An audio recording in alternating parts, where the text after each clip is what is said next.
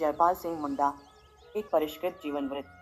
जयपाल सिंह मुंडा 20वीं सदी के सबसे प्रभावशाली आदिवासी राजनीतिक नेताओं में गिने जाते हैं। अपने समर्थकों और अनुयायियों के बीच मरंगोमके के नाम से प्रसिद्ध जयपाल सिंह मुंडा ने औपनिवेशिक भारत और स्वतंत्र भारत दोनों कालों में महत्वपूर्ण भूमिका निभाई। विशेष उल्लेखनीय तथ्य यह है कि वे भारतीय हॉकी टीम के कप्तान थे, जिसने 1928 के एम्स्टर्डम ओलंपिक में स्वर्ण पदक जीता। एक राजनीतिक हस्ती के रूप में सिंह ने औपनिवेशिक शासन के अंतिम दशक में आदिवासी समुदायों को संगठित किया। स्वतंत्रता के बाद उन्होंने संविधान सभा में आदिवासी अधिकारों की पुरजोर वकालत की और झारखंड को अलग आदिवासी राज्य बनाने के लिए निरंतर प्रयासरत रहे।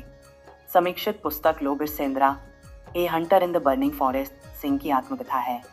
इसे किसी व्यवस्थित संस्मरण के रूप में नहीं लिखा गया, बल्कि यह उनके निजी नोट्स का संकलन प्रतीत होती है।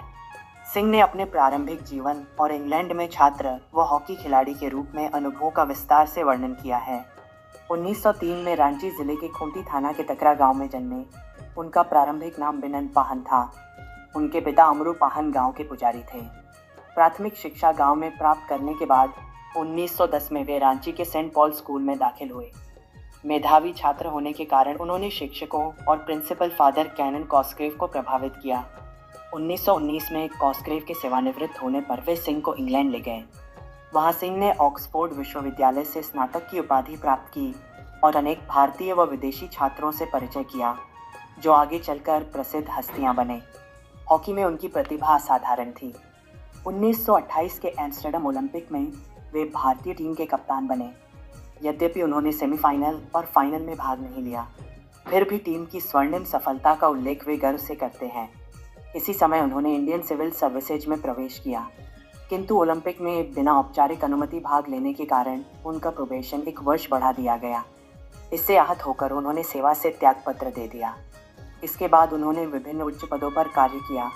बर्मा शेल कंपनी में mercantile assistant, Achimota college, Gold Coast में वाणिज्य के प्रोफेसर, रायपुर के राजकुमार कॉलेज में वरिष्ठ सहायक प्राध्यापक और बीकानेर रियासत में मंत्री।